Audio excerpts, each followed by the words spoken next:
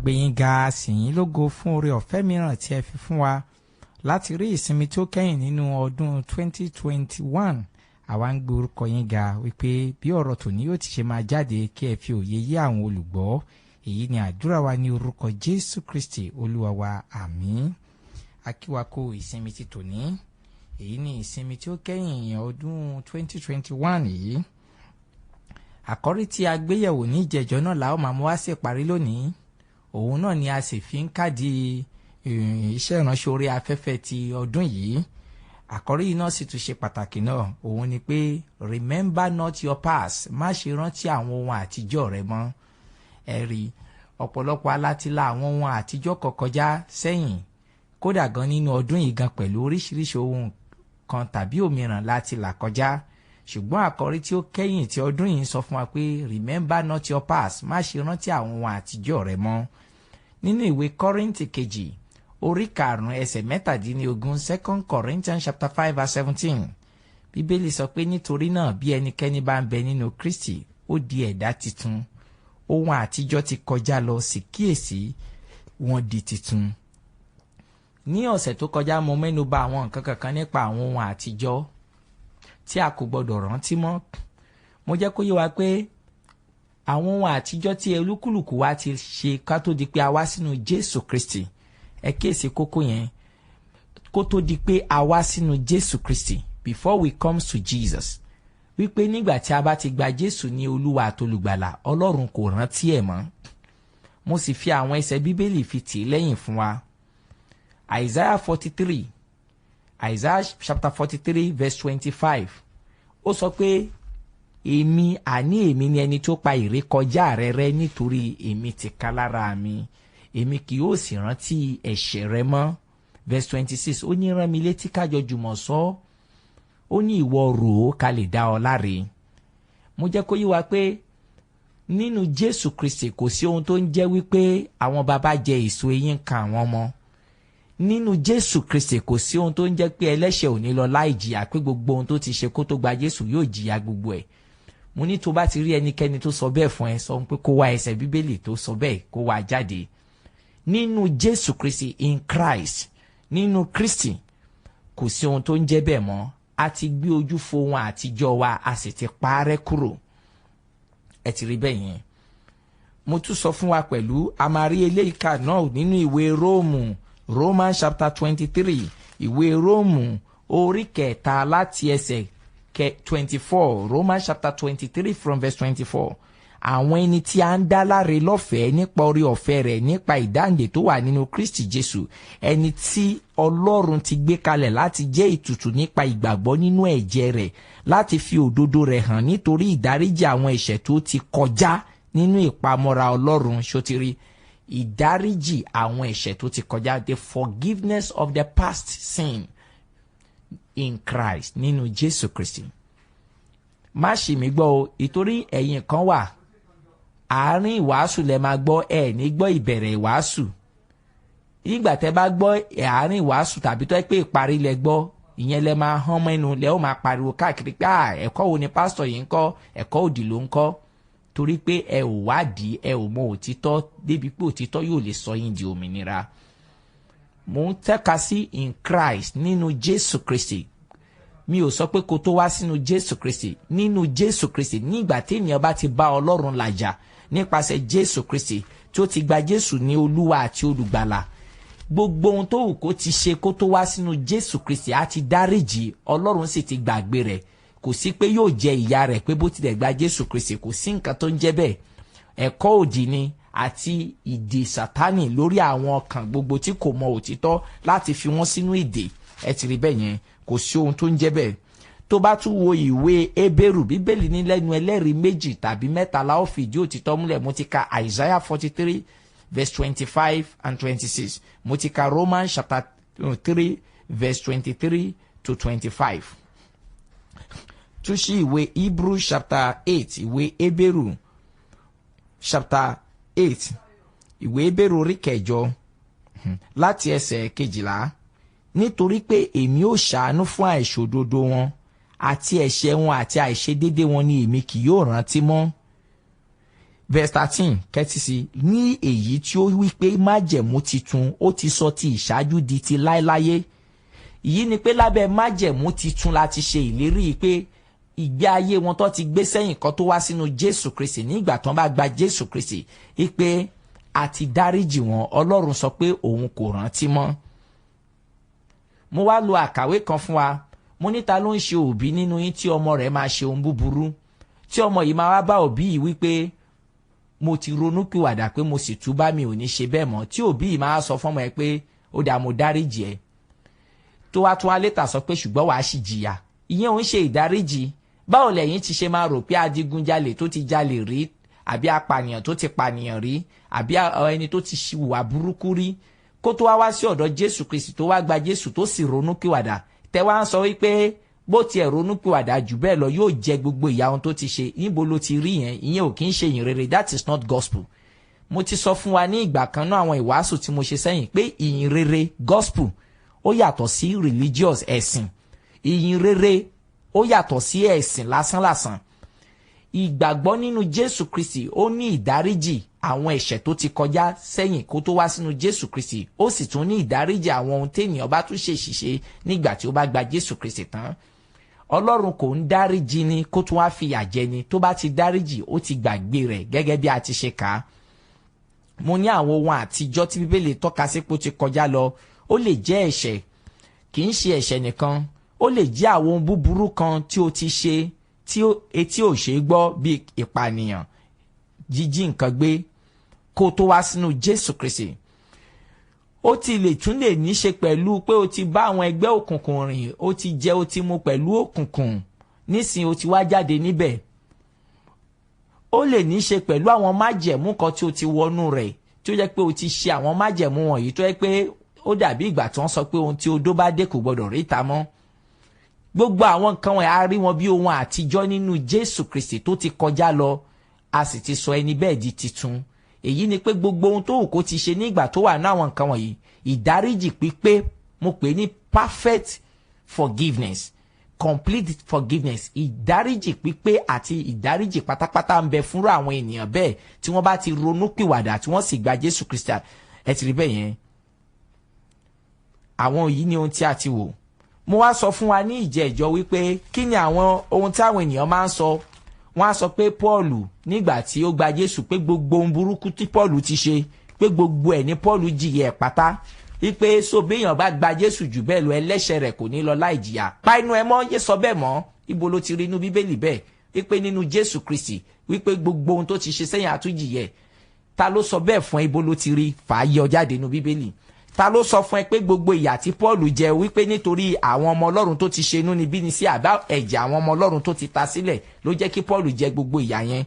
Ta ló sọ bẹ́ẹ̀ fún ẹ? Ẹ ṣí Bíbélì yín sí ìwé ìṣẹ́wọ̀n apọ́stélì, Acts of Apostles, ìwé ìṣẹ́wọ̀n apọ́stélì orí 9 láti ẹsẹ̀ 10 títí dé 16. Acts of Apostles chapter 9 from verse 10 to 16. Ọmọ ẹ̀yìn kan sì wà ní Damascus tí a ń pè ní Ananiah. Olúwa sì wí fún lójú ìran pé Ananiah. Òun sì wí pé wò èmi nìyí Olúwa. Olúwa wí fún pé dìde kí o sì máa lọ síta tí a ń pè ní ọ̀gànràn, kí o sì béèrè ẹni tí a ń pè ní Sọ́ọ̀lù ará Tásù ní ilé Júdà sáàwó ń gbàdúrà. Verse 12. Òun sì ti rí ọkùnrin kan ní ojú ìran tí a ń pè ní Ananiah. Ó wọlé ó sì fi ọwọ́ lé e kí ó lè ríran. Ananiah sì dáhùn wípé Olúwa, mo ti gbúrò ọkùnrin lọ́dọ̀ ọ̀pọ̀ ènìyàn gbogbo búburú tó ti ṣe sí àwọn ènìyàn mímọ́ rẹ̀ ní Jerúsálẹ́mù. Ó sì ti gba àṣẹ láti ọ̀dọ̀ àwọn olórí àlùfáà wá nísinsìnyí láti dè gbogbo àwọn tó ń pe orúkọ rẹ̀. Ẹsẹ̀ 14 mo kà dé yẹn. Nígbà tí Jésù farahàn Ananiah ọmọ ẹ̀yìn kan ní Damascus, èyí yàtọ̀ sáwọn Ananiah àti Sàfírà tí a kà nípa wọn, wípé kó wá lọ bá Sọ́ọ̀lù kó lọ gbàdúrà fún pé òun ti arrest ẹ̀ lójú ọ̀nà Damascus. Ẹ rí i pé Ananiah ń sọ fún Jésù pé ṣọ́kùnrin yìí ó burú o, òun ti gbọ́ nípa búburú tó ti ṣe o. Kí ni Jésù fi dá lóhùn? Ẹsẹ̀ 15. Ṣùgbọ́n Olúwa wí fún pé máa lọ, nítorí ohun èlò ayọ̀ lòun jẹ́ fún mi láti gbé orúkọ mi lọ síwájú àwọn kèfèrí àti àwọn ọba àti àwọn ọmọ Ísírẹ́lì, nítorí èmi ó fi gbogbo ìyà tí kò lè ṣàìjẹ nítorí orúkọ mi hàn. Ṣé o rí nǹkan? Jésù sọ pé òun ó fi ìyà gbogbo ohun tó ti ṣe fún òun ó fi ìyà ẹ̀ jẹ. ohun tí Jésù sọ ni pé ó ní gbogbo ìyà tí Paul lè ṣaláì jẹ nítorí orúkọ òun, lédè mìíràn torí ìyìnrere tó gbà tó fẹ́ lọ kéde, ó ní òun ò lè ṣaláì fi àwọn ìyà yìí hàn wípé láti jẹ́ kí ó mọ̀ pé ìyà ń dúró dé. Tí o bá sì ka ìtàn Paul nítòótọ́, nítorí Jésù Kristi tí ó gbà àti ìyìnrere tí ó gbà, èyí ni wípé orí inúnibíni tí ó gbóná janjan ní ọ̀dọ̀ àwọn Júù àti ní ọ̀dọ̀ àwọn kèfèrí. Ní ìgbà tí Olúwa tún farahàn nínú ìwé ìṣe àwọn apọ́stélì náà chapter 20 out of Apostle chapter 26 ìwé ìṣe apọ́stélì chapter 26 láti ẹsẹ̀ kẹẹ̀ẹ́dógún out of Apostle chapter 26 from verse 15. Èmi sì wípé ìwọ ta ni Olúwa? Olúwa sì wípé èmi ni Jésù tí wọ́n ń ṣe inúnibíni sí, ṣùgbọ́n dìde kí o fi ẹsẹ̀ rẹ tẹ̀lẹ̀. Nítorí èyí ni mo ṣe farahàn láti yàn ní ìránṣẹ́ àti ẹlẹ́rìí fún ohun ọ̀nì tí ìwọ ti rí àti ohun ọ̀nì tí èmi ò fi ara hàn fún ọ. Verse 17 kó kẹ́tí kó gbọ́. Èmi ò máa gbà ọ́ lọ́wọ́ àwọn ènìyàn àti lọ́wọ́ àwọn kèfèrí tí èmi ò rán ọ sí nísinsìnyí. Sórí nǹkan, Ọlọ́run ti mọ ohun tó ń dúró de Paul, ó ti mọ àdójúkọ tí yóò kojú nípa iṣẹ́ tó ń gbélé lọ́wọ́. Olúwa ṣe ìlérí ìdánilójú pé òun ó gbà á. Ó sọ fún Anania lẹ́ẹ̀kan wípé ó máa jẹ ọ̀pọ̀lọpọ̀ ìyà nítorí orúkọ òun. Ṣùgbọ́n wá bà nínú jẹ́ lónìí pé àwọn èèyàn mú àwọn ẹsẹ̀ bíbélì yìí wọ́n fi di ẹgbẹgbẹ̀rún ní ìgbèkùn nípa sísọ fún àwọn mìíràn wípé bó o bá gba Jésù, gbogbo ohun tó ti ṣe kó tó gba Jésù, gbogbo ìyà rẹ̀ ló jẹ. Ta ló sọ bẹ́ẹ̀ fún yín? Ibo lẹ ti rí i? Wọ́n á wá máa lo Paul fi ṣe àpẹẹrẹ wípé gbogbo ohun tí Paul ṣe gan, gbogbo ẹ̀ ló jìyẹ, wípé ẹni tó bá fi idà pààyàn, idà náà la ó fi pa, ipò pa àwọn ọmọ Ọlọ́run pé wọ́n pa òun náà kẹ́yìn ni. Ta ló sọ bẹ́ẹ̀ fún yín? Ta ló sọ fún yín pé ohun tí Paul là kọjá? Ṣé Stefanu tí wọ́n sọ lókùúta pa, ṣé òun ti pa ènìyàn ló jẹ́ kóun náà wọ́n sọ lókùúta pa? Àbí Pétérù tí wọ́n pa òun náà, ṣé òun náà ti pa èèyàn ló jẹ́ kó pa? Àbí wo rí kà wípé gbogbo àwọn àpọ́stélì pátápátá tó bá ti yàtọ̀ sí Jòhánù àyànfẹ́ tí a jù sínú epo gbígbóná tí kò kú, gbogbo wọn pátápátá ajẹ́rìí ikú ni wọ́n. Nítorí náà kí ni à ń sọ ni wípé ìdáríjì ń bẹ fún gbogbo ohun tí a ti ṣe ká tó wá sínú Jésù Kristi. Ohun àtijọ́ ti kọjá lọ, sì kíyèsí wọn di titun ni Bíbélì sọ. Ṣùgbọ́n àìní òye yìí àti àìmọ̀ òtítọ́ yìí mú kí ọ̀pọ̀lọpọ̀ wà lábẹ́ àkóso Sátánì. Nítorí pé kí ni ohun téèyàn ò bá mọ̀ ni Sátánì máa ń lò fi dè ènìyàn nígbèkùn. Èyí ni pé kò sì sí àwáwí fún àìmọ̀ kan tá a mọ̀ sí ignorance. Ẹ ti rí bẹ́ẹ̀ yẹn. Ìdí rẹ̀ ni ìwé mímọ́ fi sọ pé àwọn ènìyàn mi ṣìnà torí wọn kò ní ìmọ̀. Ẹ ti rí bẹ́ẹ̀ yẹn. Kí ni àwọn òtítọ́ tí a gbọ́dọ̀ mọ̀ nípa ohun àtijọ́ wa? Mo fẹ́ kí o mọ̀ lónìí, ohun àtijọ́ rẹ nígbà tó bá ti gba Jésù Kristi, àwọn ìgbé ayé tó ti gbé sẹ́yìn, Ọlọ́run ti parẹ́, kò ní rẹ́kọ̀dù ẹ̀ lọ́wọ́ mọ́. Kò sí nínú àjẹ́ndà Ọlọ́run. Ọlọ́run ti open new record fún ẹ. Ohun kejì tó gbọ́dọ̀ mọ̀ ni wípé gbogbo ohun àtijọ́ tó ti ṣe kó tó wá sínú Jésù, ó ń bẹ nínú rẹ́kọ̀dù Sátánì. Sátánì òun ò gbàgbé. Ìdí rẹ̀ ní ìwé Ìfihàn orí kejìlá, Revelation chapter 12 verse 10 to 11. Revelation chapter 12 verse 10 to 11. Ìwé Ìfihàn orí kejìlá ẹsẹ̀ kẹwàá sí kọkànlá. Orí kejìlá ẹsẹ̀ kẹwàá sí kọkànlá. Wà á rí pé Bíbélì sọ pé a sì lé Sátánì náà, olùfisùn, ẹni tó ń fi àwọn ọmọ Ọlọ́run sùn lọ́sàn-án lóru, alẹ́ dànù. Wọ́n sì ṣẹ́gun rẹ̀ nípa ẹ̀jẹ̀ ọ̀dọ́ àgùntàn náà àti ọ̀rọ̀ ẹ̀rí ẹnu wọn. Wọn kò sì fẹ́ràn ẹ̀mí wọn dójú ikú. Bíbélì pé Sátánì ní olùfisùn àwọn ọmọ Ọlọ́run. Bí mo ti ṣe sọ, nígbà tó bá gba Jésù, pass record ẹ kò sí lọ́wọ́ Ọlọ́run mọ́. Ọlọ́run ti dáríjì, ó sì ti gbàgbé rẹ̀ bí a ti fi ọ̀rọ̀ Ọlọ́run tì. Ṣùgbọ́n Sátánì òun ò tí ì fi ẹ́ sílẹ̀. Yóò wá dúró ní àwọn ìkóríta kan nínú ìrìn àjò rẹ láti fẹ́ sọ pé níbo. Fún àpẹẹrẹ, bóyá ẹni tó ti ta ẹ̀jẹ̀ yàn sílẹ̀ kó tó wá sí ọ̀dọ̀ Jésù Kristi, Sátánì á fẹ́ dúró bí olùfisùn nínú ìrìn àjò rẹ̀ àti alátakò. Báwo ni ọmọ Ọlọ́run ti ṣe ń ja irú ìjàkadì yìí?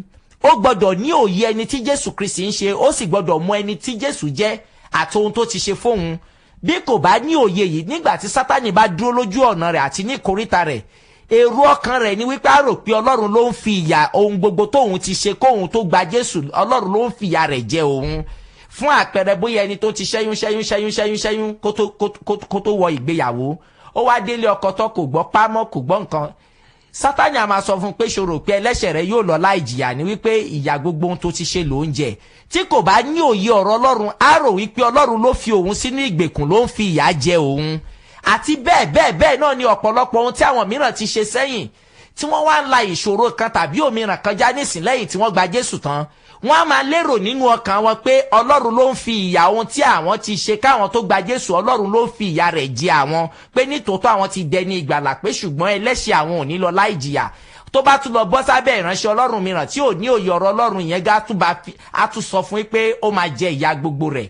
Ta ló sọ bẹ́ẹ̀ fún ẹ? Nítorí náà Bíbélì sọ pé ó mọ òtítọ́, òtítọ́ yóò sọ ẹ́ di òmìnira. Ó gbọ́dọ̀ mọ̀ lónìí wípé àlàkọjá rẹ kì í ṣe ọ̀dọ̀ Ọlọ́run ló ti wá, tó bá yẹ pé o ti gba Jésù ní Olúwa tó lùgbàlà. Wípé bó bá yẹ pé nǹkan kan sọ fún ẹ lọ́kàn pé ohun tó ti ṣe sẹ́yìn ìyá rẹ̀ ló ń jẹ, mọ̀ pé Ọlọ́run kọ́ ló ń sọ yẹn fún ẹ, Sátánì ni. Ní ọdún mélòó kan sẹ́yìn, mò ń gbàdúrà fún obìnrin kan tó ní àìlera kan. Mo gbàdúrà fún kò rí ìwòsàn. Ó wá di ọjọ́ kan, mo wá ń béèrè lọ́wọ́ Ọlọ́run pé Olúwa, kí ló dé tóbìnrin yóò rí ìwòsàn? Olúwa wá sọ fún mi wípé òun fẹ́ wò ó sàn, wípé òun ni kò gbà.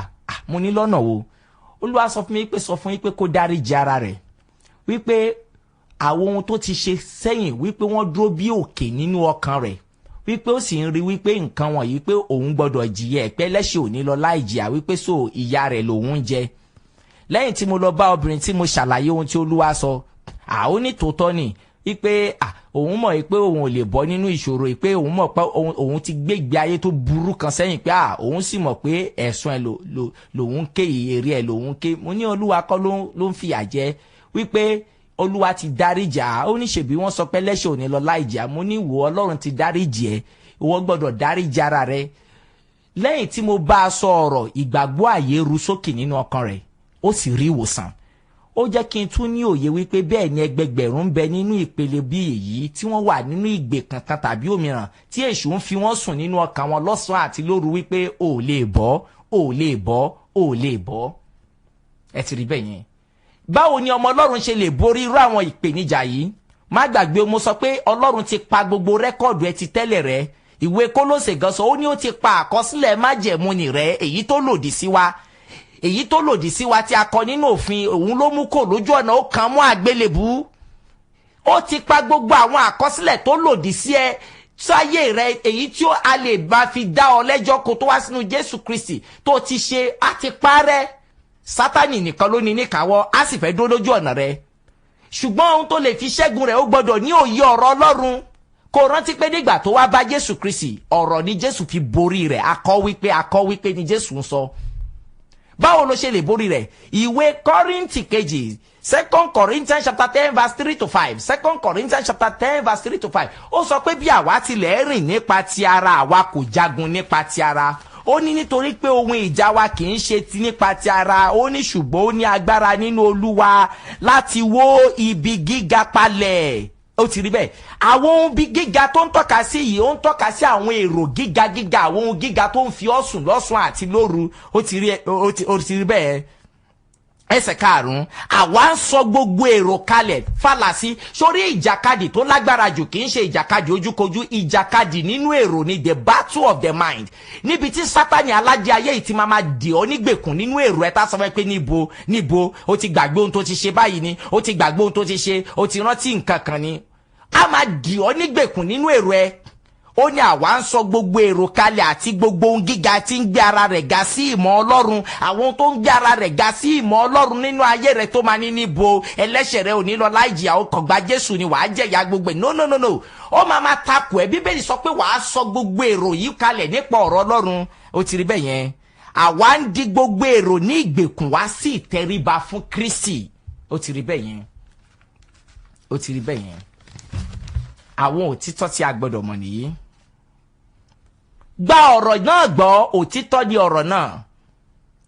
Báwo ló ṣe lè ṣẹ́gun? Ọ̀nà àkọ́kọ́ nìyẹn. Ó gbọ́dọ̀ sọ gbogbo èrò tó fẹ́ máa dì ọ́ nígbèkùn, tó fẹ́ máa fi ọ́ sùn lọ́sàn àti lóru tó wá láti ọ̀dọ̀ Sátánì. Ó gbọ́dọ̀ dé nígbèkùn nípa lílo ọ̀rọ̀ Ọlọ́run pé a ti kọ wípé ẹ̀dá titun ni mo jẹ́ nínú Kristi, ohun àtijọ́ ti kọjá lọ. A ti kọ wípé ó pa àkọsílẹ̀ májẹ̀mú nìrẹ́ tó lòdì sí mi, ta kọ nínú òfin tó lòdì sí mi, ó mú kúrò, ó kàn má àgbélébú. A ti kọ wípé ó ti já gbogbo ìjọba àti agbára kó lára mi, ó dójú tì wọ́n ní gbangba.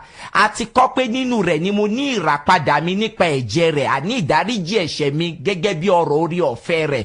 Ọ̀pọ̀lọpọ̀ yóò mọ ọ̀rọ̀ Ọlọ́run Sáàmù ó máa lọ kó sórí sáàmù. Ẹ ti rí bẹ́ẹ̀ yẹn. Kí ni ọ̀nà kejì? Ó gbọ́dọ̀ mọ̀ wípé ẹ̀jẹ̀ Jésù Kristi ó bo gbogbo ẹ̀ṣẹ̀ rẹ.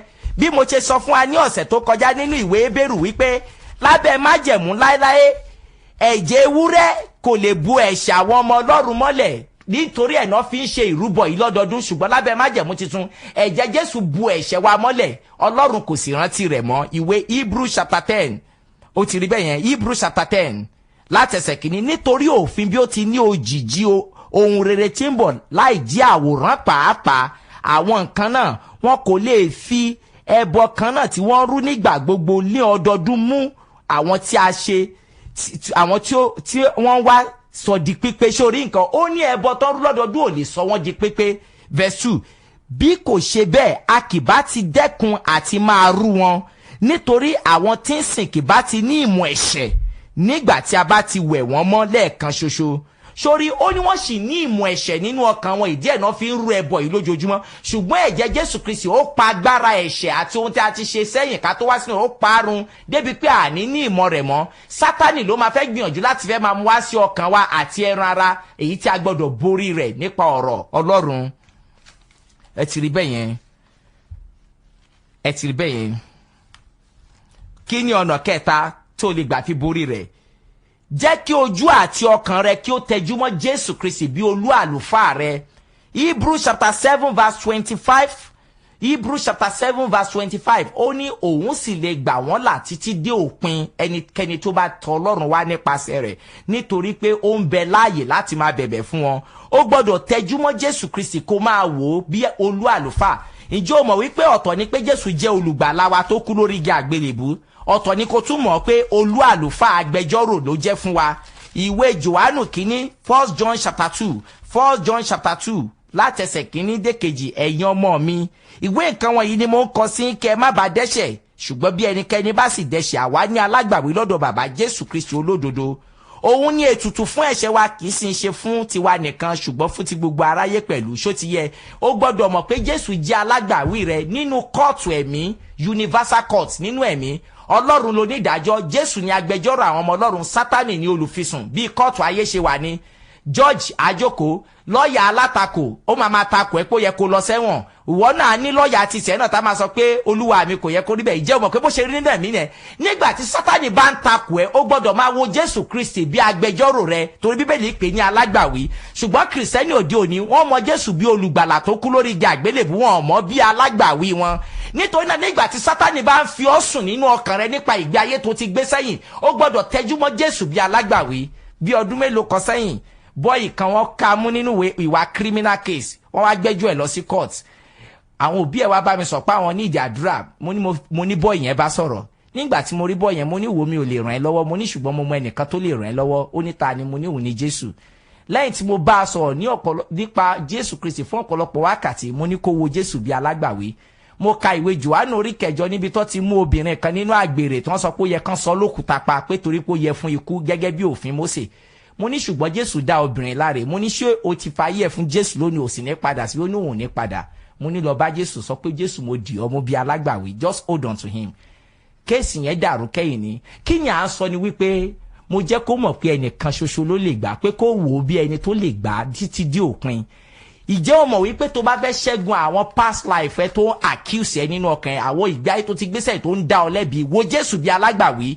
wò ó wípé ó ti pa àkọsílẹ̀ rẹ, sinmi nínú nǹkan tó ti ṣe, kó máa fi Sátánì bú lórí ọkàn rẹ, kó máa di ọ̀rọ̀ yẹn mú pé ẹ̀dá titun ni mo jẹ́, ohun àtijọ́ ti kọjá lọ, ó ti pa àkọsílẹ̀ májẹ̀mú ni rẹ. jẹ́ kí ọ̀rọ̀ kó wà lẹ́nu rẹ. ó ti rí bẹ́ẹ̀ yẹn.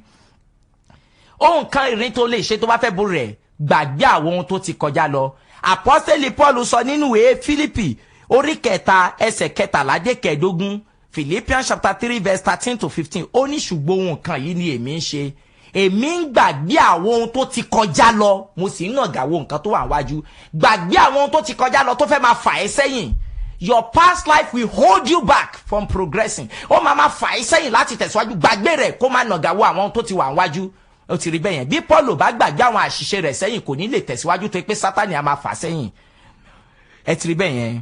ní ọ̀nà tó kẹ́yìn tó lè fi borí rẹ̀, fi iṣẹ́ rere fi borí rẹ̀, kún fún iṣẹ́ rere ní gbogbo ọ̀nà rẹ̀. èyí ni pé nípa iṣẹ́ rere, ìyẹn ni pé wàá borí Sátánì. èyí ni pé bí Paul ṣe borí Sátánì ní gbogbo ọ̀nà ẹ̀ nípa pé iṣẹ́ rere, ó tún ṣiṣẹ́ ju àwọn àpọ́stélì tó bá nínú Jésù lọ. fún ìbéèrè kan tàbí òmíràn pé nọ́mbà yìí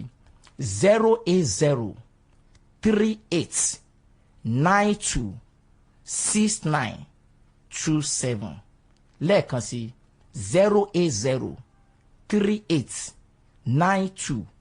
08038926927 tàbí 08028380866